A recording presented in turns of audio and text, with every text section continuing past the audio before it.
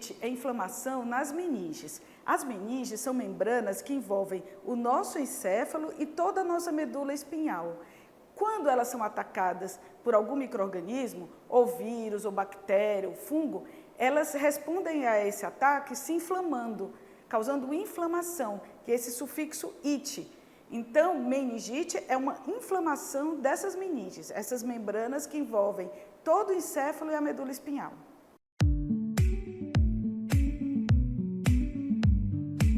Um dos principais sintomas é uma dor de cabeça que costuma ser bem intensa.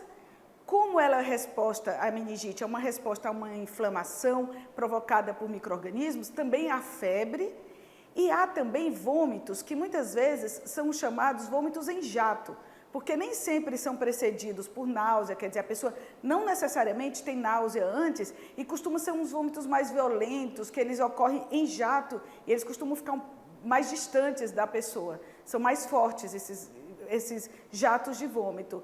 Há também o aparecimento de manchas no corpo e eles são um sinal de alerta de gravidade.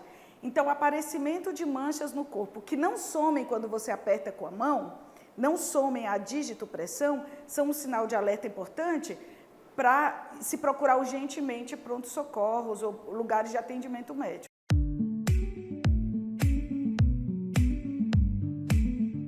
A forma de transmissão é por via aérea, por gotículas. Então, uma pessoa que está doente, quando ela fala a menos de 1 metro da gente, ou quando ela tosse, espirra, quando a gente entra em contato com as secreções orais e nasais dessa pessoa, a gente se contamina.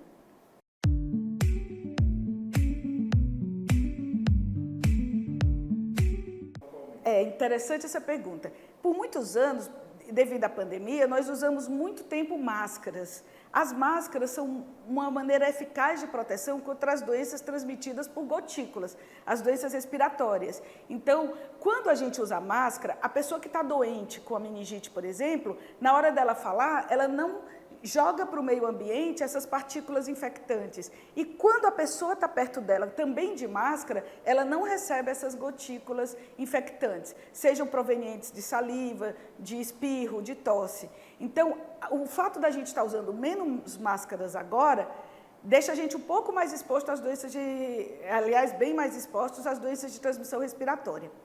Também tem um fato importante que a gente tem que destacar aqui, que é a baixa adesão da população à vacinação. Para as vacinas serem eficazes, elas têm que abranger mais de 90% do público-alvo da vacina. Infelizmente, nos últimos anos, a gente está tendo um número muito baixo de adesão à vacinação. Lembrando que as meningites bacterianas, que elas são mais graves, para a maioria delas, há vacinação disponível, tanto para a meningite por pneumococo, como para a meningite meningocócica, que está sendo responsável por esses casos na cidade de São Paulo, em algumas outras cidades da região, elas têm sido contempladas no Programa Nacional de Vacinação. Então, as crianças são vacinadas contra essas meningites e adolescentes também. Mas, infelizmente, as taxas vacinais estão caindo ano após ano. E em São Paulo, elas estão inferiores a 80%. E a gente precisaria que elas estivessem em torno de 90% para elas protegerem não só as pessoas que foram vacinadas, mas a comunidade. Porque quando se tem um grande número de pessoas vacinadas, a transmissão é cortada. A gente não consegue que uma pessoa que foi infectada transmite para outras porque a bactéria é imediatamente inativada pelos anticorpos da vacina, que a vacina estimula. Então, corta o ciclo de transmissão. Então, a vacinação e as máscaras são duas medidas de estratégia boas para prevenir surtos de meningite.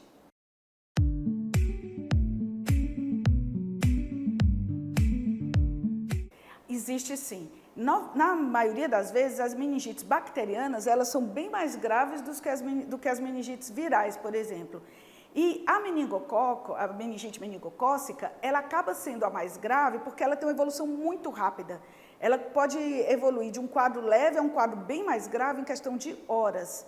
Então, ela é uma meningite que precisa logo ser vista por médico e logo ser iniciado o antibiótico. Há outro tipo de meningite, que é a meningite pneumocócica, que ela tem uma evolução um pouco mais comprida do que a do meningococo, não é em horas, mais dias, só que ela deixa mais sequelas do que a meningite meningocócica. Ela pode causar abscessos, infecções no osso mastoideu, então ela também é bem grave. As duas são extremamente preocupantes do ponto de vista de saúde pública e as duas têm prevenção com a vacina. Então, começou a ter febre, vômito, dor de cabeça de forte intensidade, nesse momento atual é correr para o médico para ele descartar essas meningites mais graves, que são as bacterianas. Lembrar que criancinha pequena nem sempre tem isso, mas perceber se é um bebezinho, você está com a fontanela abaulada, se ele está muito sonolento, muito irritadinho, recusando a alimentação, porque no bebê as manifestações podem ser mais suaves, assim, mais difíceis de identificar do que na criança mais velha ou no adulto. Então, como as crianças são vacinadas, elas teoricamente seriam mais protegidas desde que elas sejam vacinadas.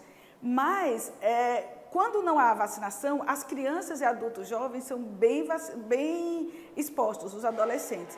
Os adolescentes, eles acabam tendo o papel de carreadores dessa doença. Quando eles não são vacinados, muitas vezes eles nem desenvolvem a doença, mas são colonizados na nasofaringe por essas bactérias. Então, eles, além de adoecer, eles também podem ser um fator de transmissão na comunidade por aqueles que têm a bactéria na nasofaringe, mas que não desenvolvem doença. Mas, teoricamente, o risco maior é na infância.